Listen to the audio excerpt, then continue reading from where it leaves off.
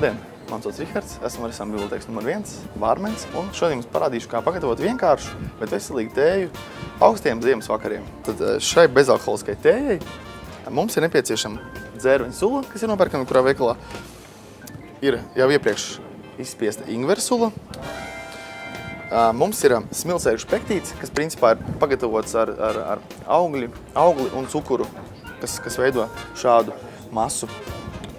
Protams, tas ir smilšēkšs, jau pieminētais. Kā arī būs nepieciešams pīlāģu un cidoniju sīrups. Mūsu pašu gatavots.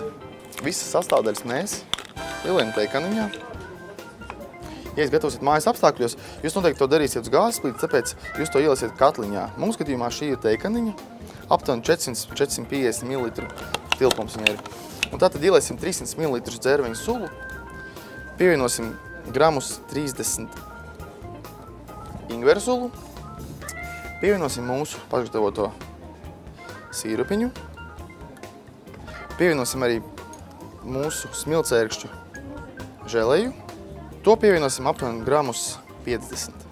Vēl nedaudz garšai ieteiktu pievienot apelsīna miziņu. Apelsīns piedos ļoti patīkam aromātu šai tējai vēl.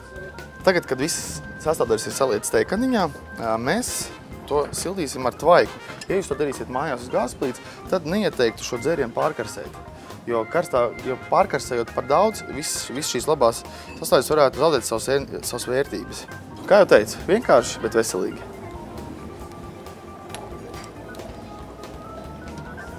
Tātad otrs karsta dzēriens, ko šodien jums parādīšu kā pagatavot. Lai to pagatavot, ir nepieciešama dzērveņa apelsīnu sulas, itāļu saldi rūgtais aperitīvs, apelsīnu liķieris un džins, kā arī nedaudz ingvera sulas un vaniļas pāksts. Tātad izmantosim to pašu mūsu teikaniņu, aptuveni 445 ml, un ielējam mūsu apelsīnu sulu, aptuveni 250 ml. Tad ieliesim nelielu dzērveņu sulu, aperolu, kādus gramus 30, 20 gramus apelsīnu liķieri kontro un nedaudz džina. Džins dos ļoti patīkamu aromātu. Ko izmantosim 30. Pievienosim šo vaniļas ekstraktu, ko iepriekš jau pieminēju. Un nedaudz ingvera sulas.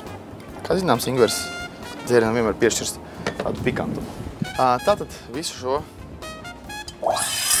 uzkarsējam.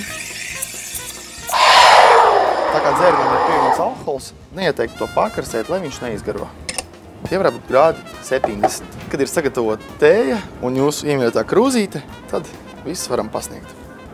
Tātad, kā jau solīju, ļoti vienkārši pagatavojamie dzērieni ir gatavi.